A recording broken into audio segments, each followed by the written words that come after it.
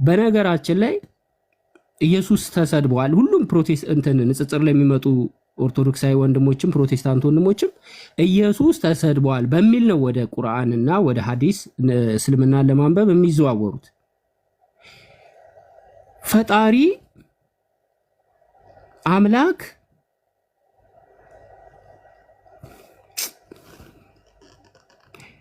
የፈጣሪ አምላክ መለኮታዊ አምላክ ሁሉን ቻዩ አምላክ ሄሮድስን ከነሰረገላው ያሰመጠ አምላክ በንጉስ ፊት ተንከራቶ ፍትህ አጥቶ ተንገላቶ ልብሱ ተቀዶ ተገርፎ እንዳትናገር አፍን ዝጋ እየተባለ ተቀጥቅጦ ተሰድቦ ተተፍቶበት ያለው እኮ እኛ መጽሐፍ ቅዱስ ላይ ነው። እንዴት ነው ለፈጣሪ እኔ እንዳይሰደብ ልከላከልለት የምችለው? መጽሐፍ ቅዱስ ላይ እኮ ተሰድቧል፣ ተመቷል፣ ተንገላቷል እየተባልክ እያመንኩኝ እንዴት መጽሐፍ ቅዱስ የተነካ አምላኬ ተሰደበ ብዬ ከራከራለሁ ብዬ አንዴ የሆነ ህሊናዬን ምንድነው አልኩ።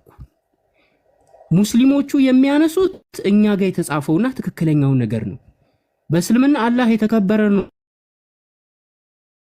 ነብዩ መሐመድን ማንቋሸሽ አይቻልም፣ ሃይማኖት እንዲሰደብ እንዲንቋሸሽ አይፈቀድም። በእኛ ግን አምላካችን ተሰድቧል፣ ፈቅዷል እንዲሰደብ እንዲንቋሸሽ የአምላክ ክብር ዝቅ እንዲል መጽሐፍ ቅዱስ ላይ ፐርፐዝሊ ሆን ተብሎ እኛ የምናመልከው እኛ የምንከተለው ኢየሱስ የምናመልከው አምላክ የተሰደበ የተናቀ የተገፋ የተዋረደ ምንድነው ሲባል ለኛ ብሎ ነው። ምን አገናኘው? ኢየሱስ የተሰቀለው የተዋረደው ይሄ ሁሉ መከራ የደረሰበት በተናገረው ባስተማረው ትምህርት ነው። እኔ ጌታ ነኝ ብሎ እኔ ንጉስ ነኝ ብሎ እኔ እንደዚህ ነኝ አለ። አይሁዶች በዚህ ምክንያት ከሰሱት፣ ወስደው ሰቀሉት። ከኛ ጋር ምን ያገናኘዋል? ነገሮችን ሁሉ ቁጭ ብላችሁ መጽሐፍ ቅዱስ እኔ ክርስቲያን ወንድሞቼ ስትመለከቱ ስታነቡት ድነናል የምንልበት መንገድና ኢየሱስ የተሰቀለበት መንገድ ፈጽሞ አይገናኝም። ፈጽሞ እና የአምላክን ክብር ዝቅ የሚያደርግ የአምላክ ክብር ደግሞ ከፍ የሚልበት ቁርአን ላይ ነው። ቁርአን ላይ አምላክ ከፍ የሚልበት መጽሐፍ ቅዱስ ላይ በአዲሱ ኪዳን ሙሴ ድምፅህን ለመስማት አልችልም ብሎ የሚወድቅለት አምላክ እስራኤላውያኖች ድምፁን መስማት አንችልም የሚለው አምላክ አፍን ዝጋ ተብሎ በዱላ ተቀጥቅጦ እያልኩ እያመንኩ እንዴት ነው በእስልምና ፊት መቆም የሚቻለው? ያ ነው እውነታው። ስለዚህ መለኮታዊ አምላክ የሰው ልጆች እንዲድኑበት የሚፈልገው መንገድ ግልጽ የሆነ መንገድ ለሰው ልጆች የተላለፈ እርሱም ብቻ አምልክ የሚለው መንገድ ይሄ መንገድ ያለው በመጨረሻዋ ሰዓት ነብዩ መሐመድ መጥቶ አንተም ተው ብሎ እስራኤል ምንድነው አይሁዱንም ክርስቲያኑንም አንተም ተው ብሎ የሚመለከው ይሄ አምላክ ነው ብሎ እንቅጩን ቁጭ አድርጎታል። እንግዲህ ስለ አላህ አንድ ቃል ልናገርና ላብቃ። በጣም ብዙ እንዳወራውባችሁ አውቃለሁ።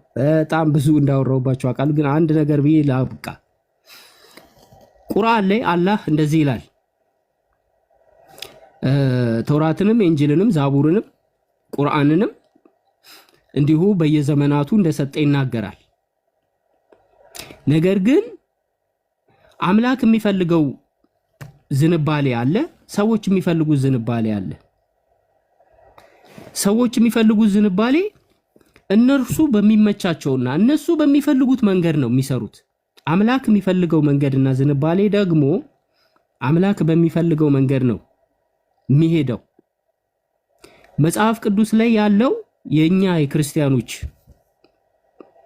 ድክመት የእስራኤላውያኖችም ድክመት የሆነ ነገር ሲሰጣቸው ያንን ነገር በሌላ ነገር ቀይሮ የማምለክ ጸባይ ያለባቸው። እኛ ክርስቲያኖችም ኢየሱስ ክርስቶስ መጥቶ ከነበረው ከንጉሳዊ አምልኮትና ነገስታቶች ከሚመለኩበት ስርዓት ነገስታቶች ደም እየፈሰሰላቸው ግብር ከሚገበርላቸው ስርዓት ሊያወጣን የመጣውን ኢየሱስን እሱ ነው አምላክ ብለን ከአምላክ ሕግና ስርዓት ወጣን። ስለዚህ ቁርአን ምን ይላል መሰላችሁ? ፍላጎታቸውን ነው የሚከተሉት፣ እኔ የምፈልገውን ነገር አይደለም የሚያደርጉት። ስለዚህ እኔ የማዘውን ነገር ከታዘዙ፣ እኔ የምናገረውን፣ እኔ የማዘውን፣ እኔን ማምለክን ከታዘዙ ወደ እነሱ ወደ ቁርአንና ወደ አላህ መልእክተኛ ወደ ነብዩ መሐመድ ቃል እንዲመጡ። ነገር ግን ደግሞ እኔ የማዘውን የማይታዘዙ ከሆነ ምንም የላችሁም፣ ዋጋ የላችሁም፣ ምንም ነገር የላችሁም፣ ትከስራላችሁ፣ ትጠፋላችሁ እያለ ይናገራልና በእውነት እኔ ለአምላክ ነው የምታዘዘው። እንግዲህ ለአምላክ ነው የምታዘዘው፣ የአምላክን ቃል ነው የምሰማው። ስለዚህ የመለኮታዊውን አምላክ የአላህን ቃል ስሰማ መቆም አልችልም። እኔ ልቤም መታገስ አይችልም፣ ማሰብም አይችልም፣ ስሜቴን መቆጣጠር አልችልም። ነገሩን በጽሞና ብቻ አዳምጠውና አንብቤ ምንድን ላይ ነው ያለብን ችግር ብዬ ሁኔታዎችን ወደኋላ እመለከታለሁ። ስመለከተው ችግራችን ፍጥጥ ብሎ ቁጭ ይላል። ስለዚህ መለኮታዊውን አምላክ ድምፅ የአላህን ቃል በጣም መራራ ነው፣ ከባድ ነው፣ መስማት አይቻልም፣ ይከብዳል። ግን በቃ ይህን ነገር መስማት ግዴታ አለብኝ። ድንጋይ ልብ ነው ያለኝ፣ እጅግ በጣም ድንጋይ የሆነ ልብ ነበረኝ። ያ ልቤ እንዲሰበር ግን ፈጣሪ በተለያየ መንገድ አስተምሮኛል።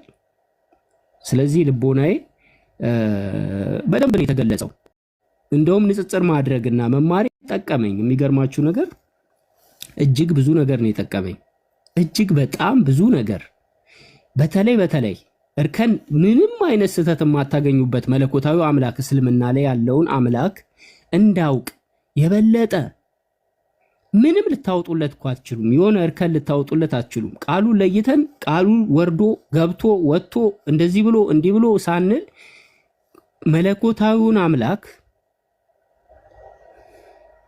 ይህንን አምላክ ማምለክን፣ እሱ መታዘዝን፣ እሱ መገዛት ላይ ያተኮረ ምንም እርከን የማይገኝለት ዋናው ነገረ ድህነት ነው። ነገረ ድህነቱ ከተስተካከለ ዋናው ምንድንበት